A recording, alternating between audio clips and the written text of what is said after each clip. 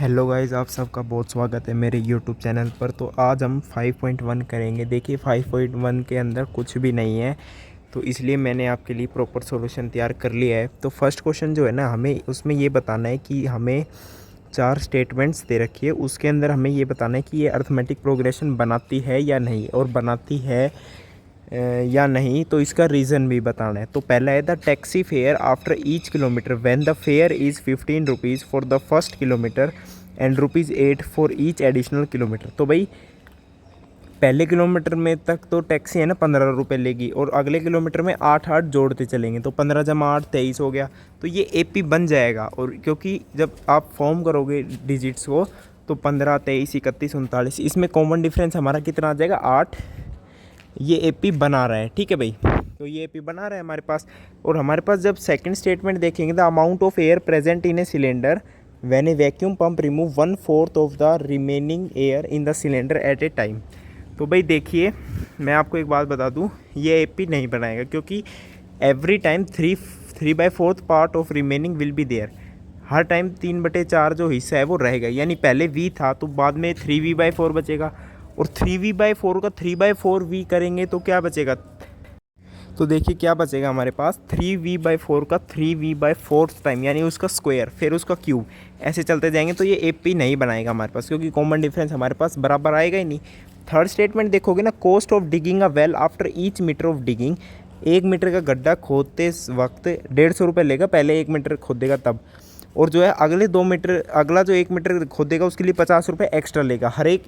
Metre में हर एक metre में वो 50 रुपये बढ़ा रहा है। तो भाई 50 रुपये बढ़ा रहा है, तो ऑब्वियस ही बात है, पहले 150 लेगा, फिर 200, फिर 250। तो ये एपी बना रहा है, क्योंकि कॉमन डिफरेंस इसके अंदर हमारे पास कितना आ गया 50 का। फोर्थ स्टेटमेंट देखोगे, amount of money in the account every year when 10,000 is deposited at compound interest at 8% per annum. अब इसमें ध्यान से देखो कि आप ये एपी नहीं बनाए, क्योंकि मान लो अगर हम मान लें पी डिपॉजिट किए और R% कंपाउंड इंटरेस्ट है n ईयर्स के लिए, तो amount per annum for n years में फॉर्मूला ये यूज़ होता है P × 1 + R/100 की पावर n।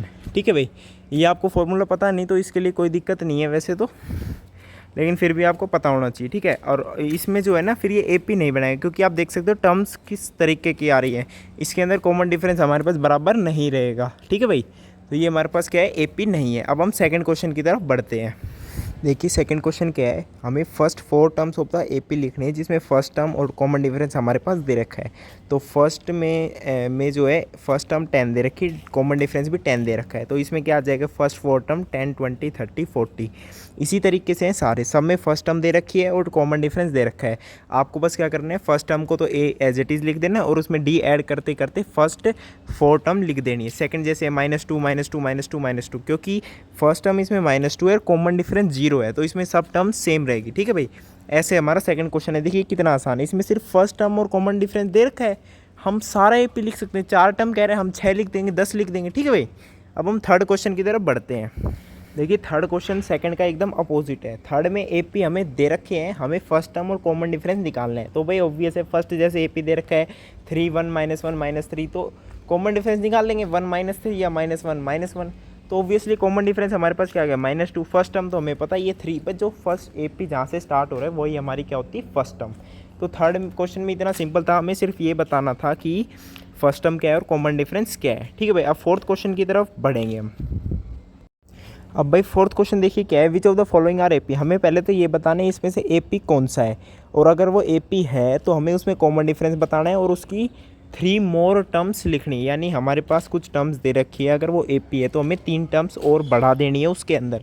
अब पहला है 2 4 8 16। भाई क्या है, पहले 2 जोड़ रहे हैं फिर 4 जोड़ रहे हैं, ये कोई एपी थोड़ी है, नॉट एन एपी। सेकंड देख लीजिए, सेकंड है 2 5/2 3 7/2, तो इसमें कॉमन डिफरेंस आ रहा है 0.5 का, और जब हम 0.5 जोड़ेंगे तो हमारी नेक्स्ट 3 टर्म्स कितनी हो जाएगी, 3.54 4.55। तो इस क्वेश्चन में सिर्फ हमें ये करना है, पहले तो हमें ये देखना है कि ये एपी है या नहीं, उसके बाद अगर है तो उसका कॉमन डिफरेंस निकालना है और 3 मोर टर्म्स हमें लिखनी है। तो इससे सिंपल तो शायद कोई एक्सरसाइज हो ही नहीं सकती, और मेरे साथ झनकृत के साथ आप पढ़े हो तो आपको कोई दिक्कत बिल्कुल नहीं आएगी, ठीक है भाई। मेरे साथ बने रहिए, झनकृत को सब्सक्राइब करें, इस वीडियो को जितना हो सके उतना लाइक करें, शेयर करें। आपका बहुत बहुत धन्यवाद।